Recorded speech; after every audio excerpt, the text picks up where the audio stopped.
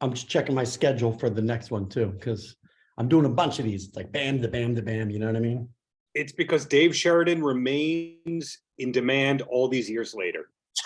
Simple as that. No, I only have this gray beard to remind people that it's all these years later. Thank you. Thank you. I say all these years later as a compliment and a tribute, because I'll ask about it later, but Buzzkill was an important thing in my life. But hey, thank you. Saturday Night Live, you interned there, Second City, you did that. So I think you'd want to exploit those credits and that experience.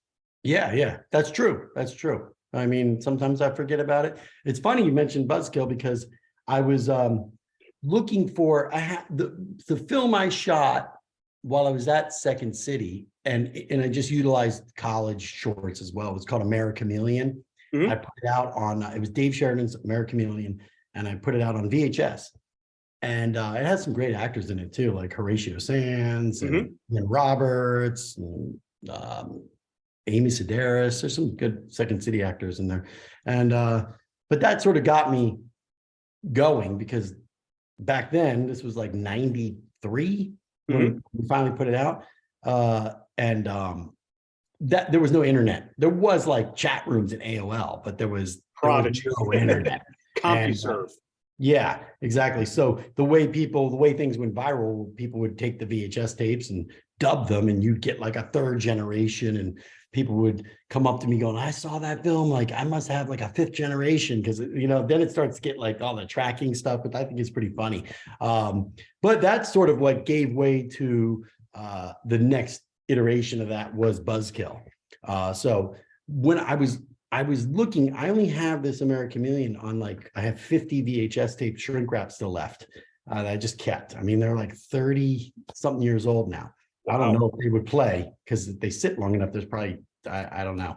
But I thought at one point I digitized, and had it somewhere on my computer, like the thing, because I wanted to play it for someone. And I didn't find that, but I did find every episode of Buzzkill. And I have every episode, because I have the master tapes, the D1 tapes, and I did take those probably like 10 years ago and had those digitized so that they're on my computer. There was a thought at one point of putting them out, like on YouTube. And then I realized, like, people, I have conversations with people, and they're like, oh my God, I loved that show when I was a kid, or they have fond memories of it. And I'm like, I probably shouldn't put that out, because sometimes when I hear they have good memories about something, it's more like, well, I'd rather let it be in their head that was a great show, or maybe it wasn't so great. They might go, because you do watch it, and I wouldn't say it holds up, but it holds up in historical manner of, like, you watch a lot of the formatting that we did before so many reality shows.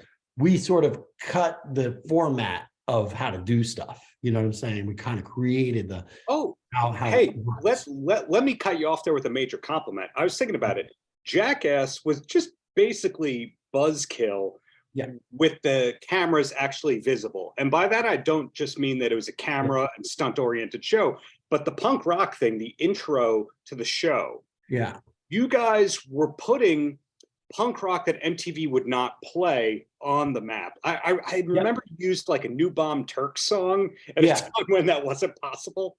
Well, here's what it was. And the interesting thing was we weren't the last show that had the ability to do this, and I'm going to speak to that side of the music, but at MTV, when we were producing the show, every major label had an agreement that in order to play their music videos, that MTV could use their music in the shows, which was like they stopped doing that, because obviously they stopped playing music videos, and the major label was like, no, if you want to use Bruno Mars now, you're going to pay.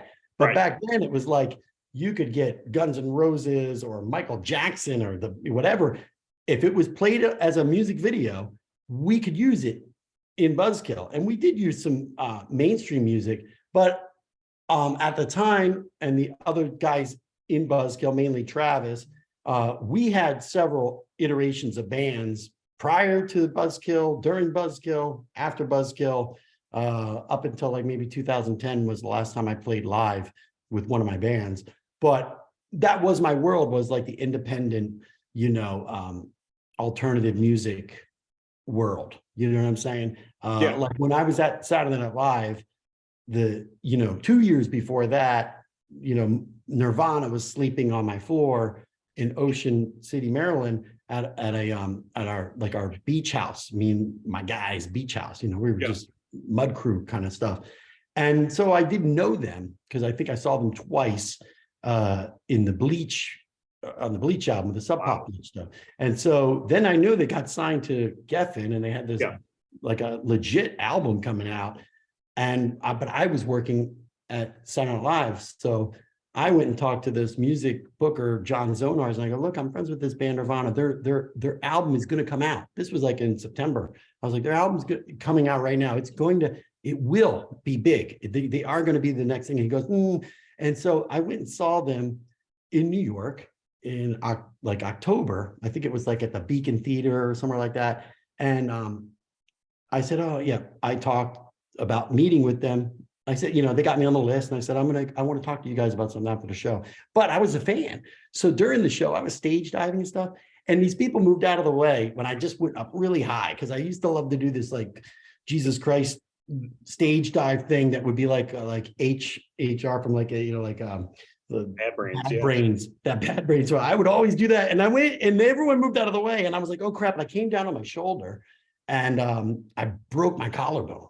Right. And it was like busting out. It was like sticking out, like not out of the skin, but it was like, you could see it was broken. And I was like, damn, I got to meet with them after the thing. So I stayed, went backstage, and the broken collarbone is really what sold them on Saturday Night Live, because I said, hey, I'm working for SNL now. And they're like, what? Dude, your collarbone, I know, but I want to talk to you. Because I was like, I didn't know if they'd be too cool for school. Like, no, we're not going to do Saturday Night Live, right? But, a lot of people are comedy fans, and they were, Bobcat Goldthwait was their opening act for years. Which And I did one of the movies I like the best, one of my top movies that I've been involved with is Windy City Heat, if you've ever seen that. Yes. Okay. What's that with Scary Perry and but Bobcat directed that. The Dave Sheridan credits are so incredible. It's kind of like, hold on, can I just before you say that, and I'm like you're talking about me, so I will remind you what you were about to say. But so then I said, hey, if I can get you on Saturday Night Live, would you guys do it? Because I'm not going to go and they said absolutely. So then I went and pitched John Zonars, and then I got the album and gave it to him, and then he came back like a few weeks later and said, I'm in touch with them. I'm in touch with Geffen. And he goes, I think we're gonna make it work. And so basically I got them booked on SNL. And then the week that they were on SNL is when Teen Spirit hit MTV and went #1. But it had nothing to do with SNL, but it was this weird timing thing. So like Chris and the guy's name at Geffen was Gary Gersh. No. It was Ross Zapin. I think it was Ross Zapin. And he was like their A&R guy. He gave me his card. He's like, we owe you everything, man. Whatever you need, you call me, right? And I probably saved his card. I did call him up on that because I had my own band. And that's a whole nother story from another time. But trust me, I went into Geffen with my band, with my demo going, hey, remember you said, I owe you anything. And he said, well, I meant brownies or some free DVDs, but CDs. So, but either way, like they were so grateful, like mainly Chris. I didn't know Dave at the time because I never actually met Dave Grohl. Like he wasn't sleeping on our floor. Right. Chad he was the drummer yet. And then Kirk, believe it or not, that was the funny thing was that same show is where he met. That week in New York is where he like hooked up with Courtney Love through the Sonic Youth people, the Gordon and Kim, the Sonic, you know what I mean? Yeah. That's when they were hitting stuff, the stuff that like makes you a little loopy and nods you out. So he was like nodded out in the dressing room. So only Chris came up to hang out with me, you know what I mean, on set. And so in a weird way, it's like, I could have said I'm responsible for Nirvana really making it, but I'm also equally responsible for Kurt Cobain's demise by being involved with Courtney Love. So I made someone famous and I killed him. Yeah, it's true. And has there ever been on the table a Dave Sheridan memoir offer? no, but one thing, I have stacks and stacks of these other VHS tapes because you talked about Jackass. Yeah. I grew up in the Philadelphia area. Where are you? Long Island, New York, the step cousin of New York City. Yeah, but what part? It's a nice house right there, buddy. Long Beach, Long Island. We gave the world Billy Crystal, and Joan Jett lives on our block. Got it. Yeah. I know people from like Oyster Bay or something like Oyster. You know Billy Joel, huh? Yeah, is that close by? He lives in Oyster Bay. People see him in his motorcycle shop. Got it. Got it. Yeah. You may be right. Maybe I may be crazy.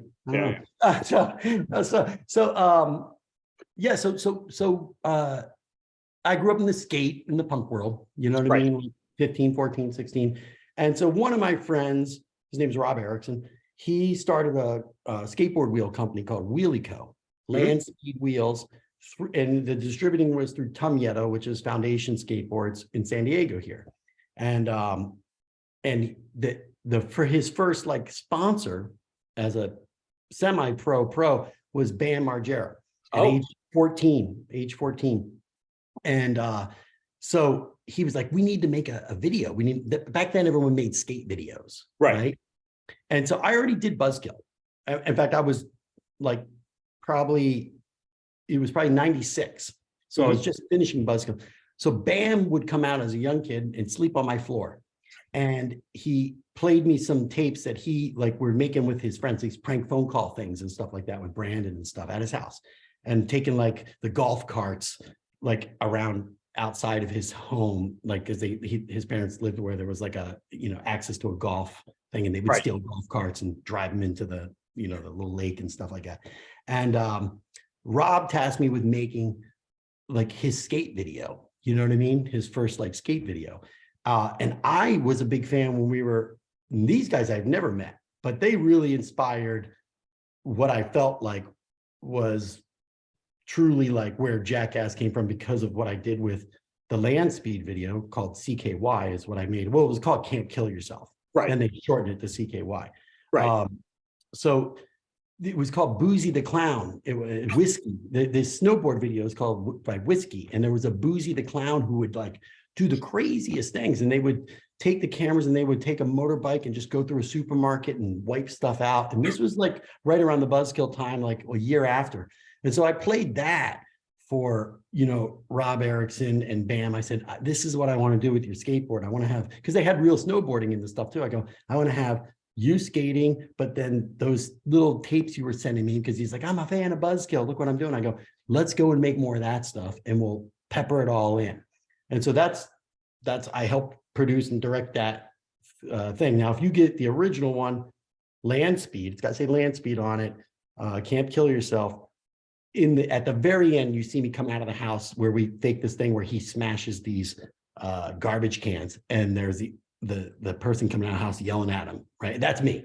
Like you'll see that's me. We just shot that at my apartment in LA, and so basically, Spike Jonze, I was friends with because I did some articles with him on Grand Royal, right? Yeah, the Beastie Boys mag. I remember that. And so I did like a demolition derby thing where Grand Royal wanted to sponsor a demolition derby car. Spike drove it, and I was like his mechanic, and we just did like we did shoot video. I still have probably the Super 8 or whatever it was called, high 8 tapes of the stuff, but it was still photography, of the demolition derby.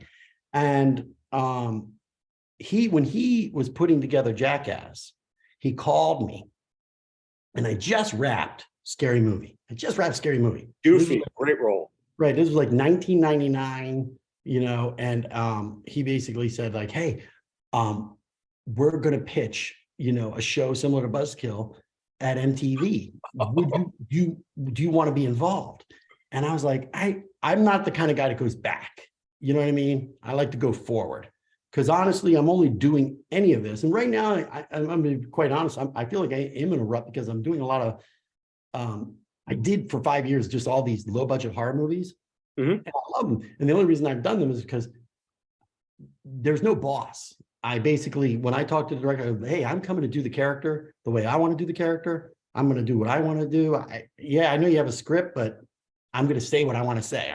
I want to just have freedom, because it's sort of like, imagine like you're on major studios, you're a puppet. You can't diverge from that. But on these lower budget films, and I'm going to like Charlottesville, Virginia to shoot something. I was in West Virginia shooting. It's sort of like, get the cameras. You're not paying me barely anything. I'm here because I just want to act. I just want art. Yeah. And I can't speak to the quality of the films, the scripts or anything. But if you go and collect all these films, all these horror movies that I've done, go watch them. I will stand by my performances because I don't mail them in. Like, you know what I'm saying? I'm not phoning it in. I'm not going to name other actors, but there's actors that are just like, I just need the money and I'm just going to come and, okay, I'm out of here. I'm there because I actually want to just be creating more characters and acting and, having fun. So with that said, it's like, I'm getting calls where it's like, we need you to play the ranger or the sheriff or the thing. And I'm like, I've already played enough sheriffs. You know what I mean? Now I'll still do the horror stuff, but it's got to be something that's like, okay, I haven't done that yet. Okay, I didn't play that. I didn't play a dad, a soccer dad or whatever. I didn't play a creepy old homeless guy. You know what I'm saying? Like bucket list is like a Western. If somebody approached me with a Western horror or just a Western movie, I haven't played that cowboy yet. You know what I mean? So with that said, when Spike called me and asked if I would want to be involved, I said, no, I'm doing movies now. You know what I mean? And he was like, okay. And he's like, but can I call for advice on the legal advice? He wanted to know how to set the whole thing up, because one of the things that killed Buzzkill was it was an MTV production. We were hindered by MTV lawyers. Yeah. They didn't give me a bank account and I went out and shot the stuff and then sold it back to them. That's what I told them to do. Set up a separate entity, have them fund the film or the TV show, but the insurance and the legalities and the errors and omissions is on you guys. So if somebody gets hurt, they're not suing Viacom, they're suing, Jackass Productions. And so he was like, okay, great. And that's what he did. But I said, I do have a kid you should check out. And that's when I sent him my BAM sketches. So, because his team was the Jeff Tremaine and the Big Brother stuff. Johnny. Now they were aware of BAM, but not BAM's friends. BAM was a skater coming up at the time, but it was nothing like, the whole team. Let me show you what his guys do. Let me show you. And that's why there was two different camps. If you really kind of know anything about Jackass, there's really two different camps that sort of merged, but the BAM side came from me. So I have a history, like, it's like the Z League kind of thing of like, and things go deeper than that. But when you talk about the memoir type of thing, I felt like, I don't think it's a book. I feel like since I have all these videos, I feel like it's more like a YouTube channel that would start, do you know what I mean? Yeah. At year one and just go through the chronological with the collection of stuff and telling the stories, you know what I mean, that way. Well, being super mindful of your time here, because, hey, the whole world wants to speak to Dave Sheridan today. Here are the 3 things that I've learned, and we're going to plug the Christmas tapes all over the copy and the content and all that. And the first thing I've learned, you're nothing unless you've slept on Dave Sheridan's floor. That is the career success introduction. And I don't vacuum it or nothing. Yeah. Number 2, you may not have digitized it all, but you have everything on tape. You kept everything. I do, yeah. And then number 3, Dave Sheridan will work on a project as long as it's interesting or just pays just a stupid amount of money, one or the other. Absolutely, yeah. There's definitely, hey, I will play the hamburger guy holding up. I'll play the guy spinning the sign That one, that's $50,000. But if you want me to play like the serial killer with a scar, $10. Yeah. Well, Dave, thank you for the many years of great art, and looking forward to whatever's coming next, whether you're the actor, the creator, playing the music, whatever it is. Thank you, and looking forward. Yeah, awesome, dude. And I have a new film, just to let you know, it's on Indiegogo right now. This is my next one coming up after the Christmas tapes. And the Christmas tapes are great. Did you get to see it? I have the screener link, and we are going to plow through it before this is written. Oh, you haven't watched it yet? Sometimes, pulling the curtain back, sometimes you don't always get the screener before the interview. Yeah. So the good news is this: after this interview, and the fact that you already, the Buzzkill, Windy City Heat. Yeah. I can't speak for the rest of it. I actually haven't seen it. I've only seen my short. It's an anthology, so mine's the last one, right? And I had to watch that so I could talk to people about it. The premiere is this Wednesday, so it's live at a theater. I wanted to see the rest of it with an audience that I'm not involved with because I don't know them. I don't know the shorts. I just want to enjoy it. But you're gonna like it. You're gonna like mine because mine's a comedy. First, it is a comedy, and it's everything we just talked about. The Second City, SNL. You're going to see a lot. It's all improvised. I improvised the whole thing, so we just made it up on the spot. I'm looking forward to that, Dave. Awesome. Thank you. Wonderful rest of the day at you. Thank you, man. Take care. Bye. Paltrocast.